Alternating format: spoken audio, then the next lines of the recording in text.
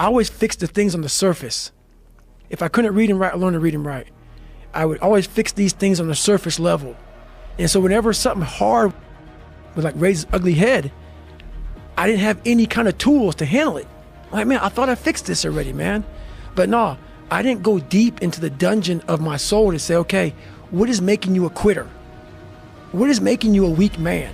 What is making you afraid? That's why I kept on quitting and going back to start, or not knowing how to get through hard times. And that's why I always tell people, I'm not a theorist. I didn't study, I didn't study a book. I literally put myself in a fire repeatedly like a sword. You put a sword in the fire repeatedly and repeatedly. If you keep on doing that, you're going to get a nice sword. And then you keep on beating it. You got to beat the shit out of it. And that's what I am. Yeah. I became that. I said, okay, we can't quit. We got to figure out what is wrong with you. What's going on here? So I kept on putting the sword back in the daggone fire, and I just beat it harder. And I beat it harder. Before I knew it, I started realizing, all right, man, the brain is starting to get hard. The brain is starting to get hard. My reading, my learning, my workouts, my diet. You start neglecting all of that. You neglect one of them. You can neglect all of them a long time. It's going to haunt you. When you start seeing that, my God, I haven't eaten right in a long time. Haven't been sleeping right in a long time. It can only be one of those things to take you off. I'm very aware of my eating, my sleeping, my disciplines of life. And when I started to get too far away from them, it's a hard stop. And the only thing that gets me mad nowadays is that so many people die with untapped potential because they think that someone else is better than them. And they were born not with the greatest tools. You need the ability to grind your ass into a fine powder. And when you're in that fine powder, find a way to build that back up repeatedly. And it's possible. When you come from a small town, and you come from a place that a lot of people don't want to come out of it and get out of it, and all you want to do is become somebody, you've got to be able to get out and let your mind see open-mindedness. Because a small town, what it does to you is it closes your mind, completely closes your mind. Not everybody. This isn't everybody, a lot of people. You have to be able to go out there and create open-mindedness. You need space. You need space to see the world. Like a lot of racism, a lot of ignorance in the world, it comes from people not being out and seeing other things, seeing other people. That's why we judge so harshly, because our minds are so closed to the reality of life, period. And I know how to self-motivate. A lot of them don't know how to self-motivate, man. Like, we like to put the headphones on, like before the big game, and listen to the music. What did you do when the headphones come off, bro? It's you in your own mind. I know how to do that. That's the hard part, man. Do you ever listen to music when you run? Never. I'm afraid of this. I'm up here. Life made me this way here. I stutter. I have these issues with reading and writing, and I'm fat and I'm insecure. We can't live like this. We can't live in fear. We can't live in judgment. We can't be afraid of what people right now are looking at me saying about me. We cannot be afraid of that. When that alarm clock goes off at 4 or 5 in the morning, your mind says no. You just say, it's just what we do. It's what we do now. Because to get to where you want to go, the amount of pain involved, I'm not saying physical, I'm not saying you got to break yourself off. The amount of mental pain of how many times you're going to have to do something that you don't want to do. We all want to read about how we can quickly get somewhere. That's why the 6-minute abs and all sorts are so powerful. You may get some results from it, but they're not permanent. The permanent result comes from you. You have to suffer. You know, a lot of people have like teammates and like family push. My mom was struggling, bro. She was struggling. So it was like me and my mom. And so it was a lot of just me. So when you're waking up every morning by yourself, getting after it by yourself, and it's the hidden work. People see a 1-minute video of me running and these fighters, they see during the fight or after the fight. They don't see what they deal with every day.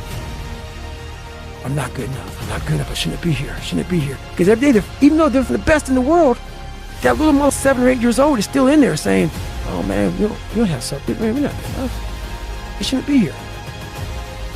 So you're always fighting that motherfucker. Even though you beat it, you never truly beat it. And you get up earlier and all these things you do to start forming yourself. You're alone.